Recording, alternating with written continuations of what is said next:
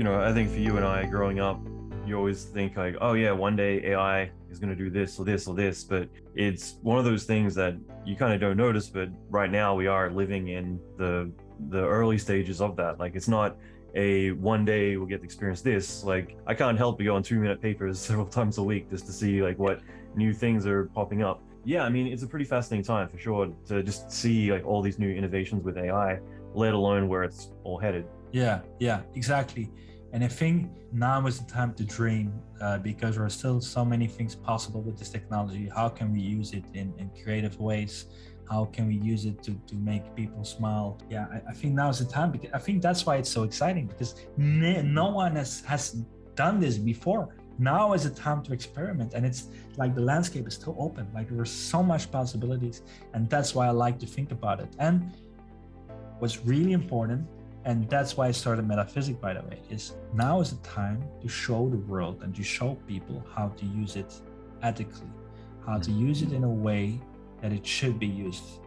And with that, I mean, whenever I do a client, for example, we always have consent. We always have contracts where it's clear that we have consent from that certain person to do these kind of things. And I get it when you're doing parodies and things like that. There is a thin line, but for example, with DeepTomCruise, because it's unavoidable that people will think about that, is that it's really important that whenever you're doing a parody, it's really important that you keep within lines, that you're not offending a certain person, you're not using it for marketing, you're not doing it for product placement, all these kind of things, because then that's when you cross that line. It's really important you keep that in mind. And regulation is coming for sure, but we have to make sure people understand how it makes sense to use this technology, because a lot of people have a lot of power with this technology, and you have to make sure you use it in a thoughtful way, if that's how you say it. Yeah, no, absolutely. It's such an important topic. I actually had the VFX supervisors from the show For All Mankind on not too long ago, Jay Red and Todd Perry. And that's something that show does quite a lot, is deepfakes, because you're changing history in the show. So suddenly you have a president saying something completely different, things like that. And ethics is always going to play a role of, you're changing history, and some people aren't going to understand that, hey, like this is a TV show, that thing that he said did not actually happen.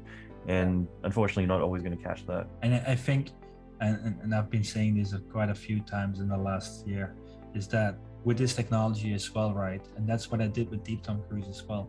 I'm trying to raise as much awareness as possible.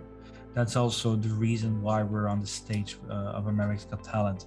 That's why we're standing there. That's why we're doing that, like showing people what's possible. Not to scare people. We want to show the creative possibilities, right? But at the same time, 20 or 30 years ago, when Photoshop came out, no one realized that you could fake a photo. Now, if you would see a photo today, you would ask a few questions like, yeah, is this real? You'll ask, and then you'll start researching it, and then you'll find out if it's real or not. And the same thing has to happen with videos and audio as well going forward. It's like a reflex. We have to adapt to that, because if you go on Facebook and you go on Twitter, it's really hard to determine what's fake and what's real. So we're already having issues, and this technology is not going to make it easier. So we'll have to adapt, and that's where I find myself, to raise as much awareness as possible, so people understand what this technology can do and where it's going. Love that.